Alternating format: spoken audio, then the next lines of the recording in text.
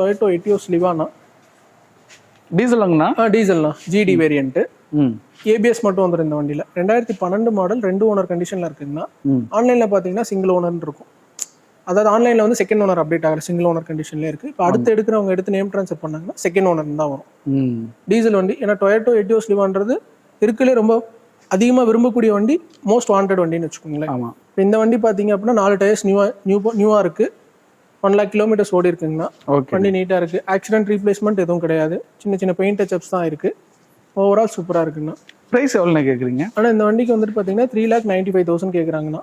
இதுவுமே park and sale vehicle தான். Second owner வந்து கரூர் தான். கரூர் டிஓலே இருக்கு.